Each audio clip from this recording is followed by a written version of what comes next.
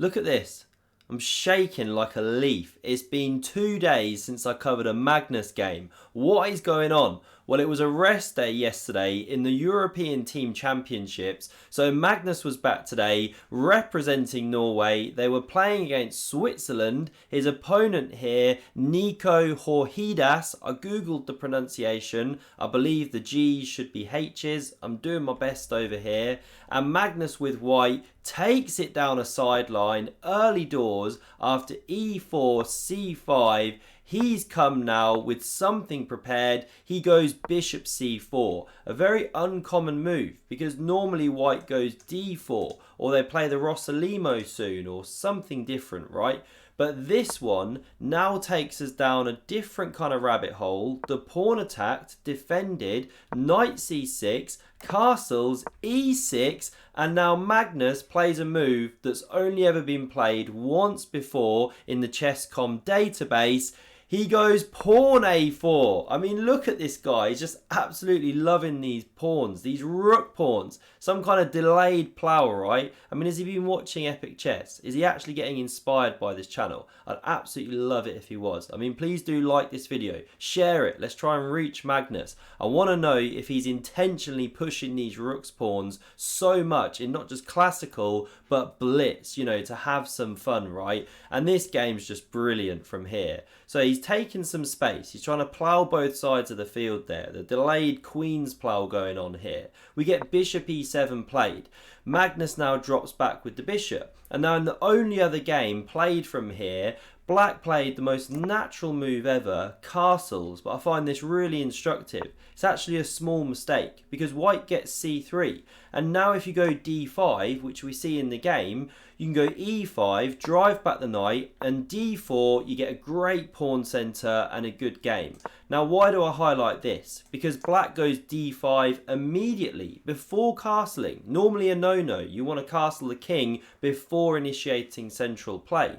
But here it's justified because now if e5, knight drops, pawns attacked, well, you haven't got time for c3 and d4. And if rook e1, then g5 starts coming, h3, h5, g4 coming, etc. So subtle stuff. That's why Magnus just defends that central pawn. We get b6 played, the bishop looking to develop like that. Rook e1 from Magnus, and now black decides to release the central tension. Wasn't forced. The computer doesn't love it, but it's still roughly equal. We get pawn recaptures, the bishop hits a6. Now Magnus decides it's the time to go e5. He gives up the d5 square, but he wants to use this pawn here to spearhead his attack. You know, a pawn on that e5 square, this kind of structure, king castling this way. You get these lines open for pieces. Knight e4 could come. The queen could transfer there one day. There's attacking ideas.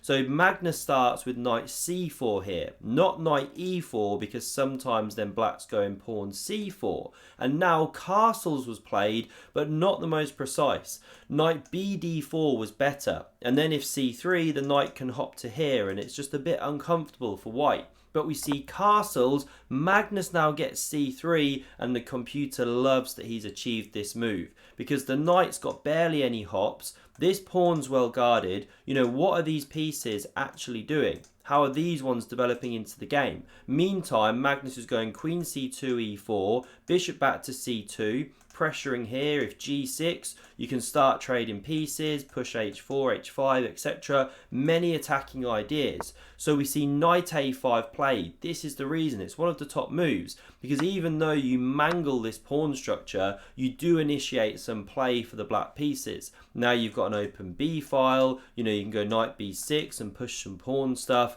There's play. So Magnus starts with bishop c2. Eyeballing that black king.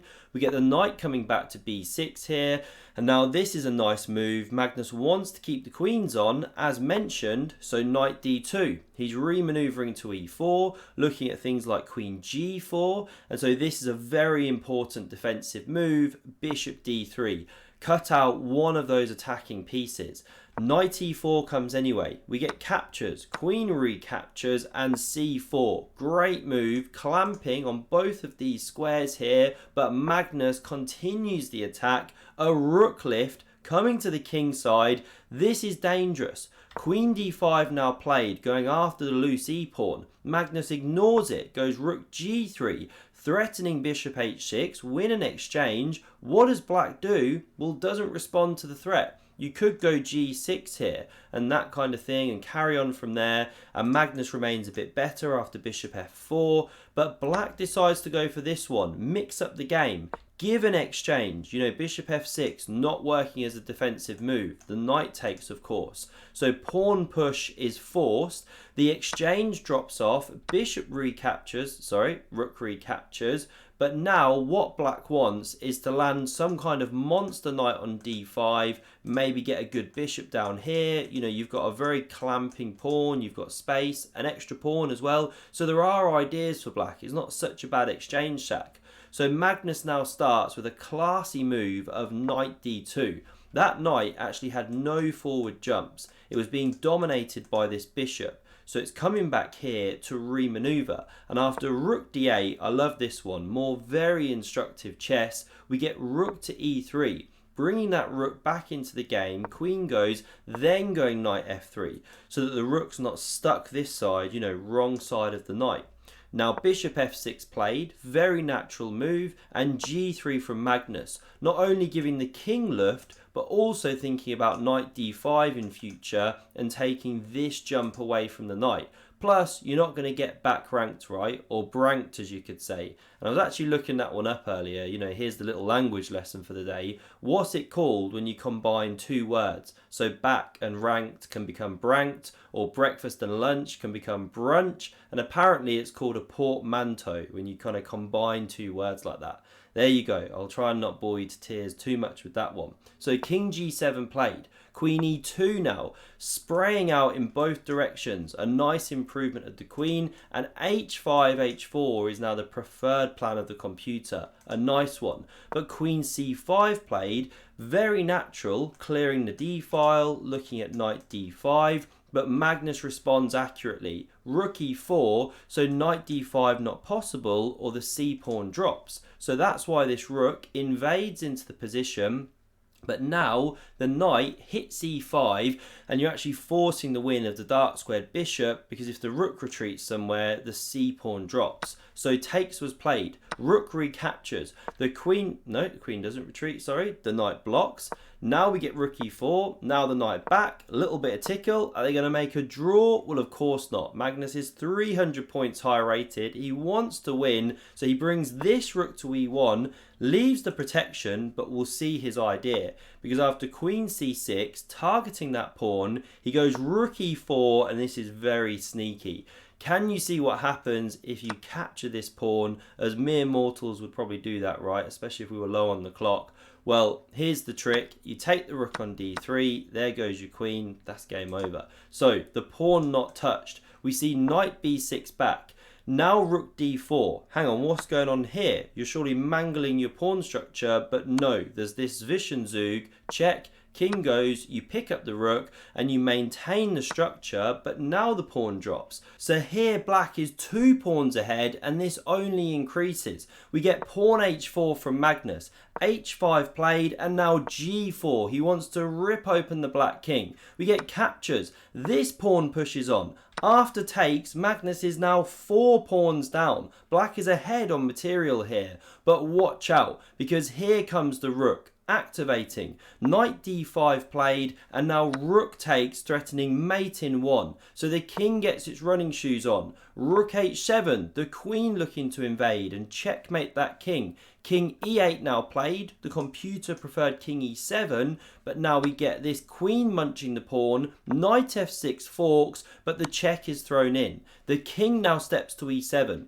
If it came to the d file, you're running into queen d4 check, and things start dropping off. But this one has its own problems. Queen g5, the rook coming to pin and win, and now queen d1 check, king g2, queen g4 check, taking the ladies off, is forced so as to save that knight. Now this is a technically won endgame, especially for the endgame goat, right? But black has some real chances here. If you can start liquidating pawns, then you could get to a technical draw. Magnus now recouping. It's 3 on 3. We get knight d3. The b pawn defended. Now the f1 run. Check. King comes up and Magnus defends the pawn like this. The rook wonderfully active, but that's a great knight too. We get pawn e5, f3 to keep an eye on e4, king c5 played, the rook harassed, it stays with the b pawn, king d5 back, and now Magnus, he just feints left, but he's faking it, because after the king comes here, knight retreats, check, king e6, he starts heading back.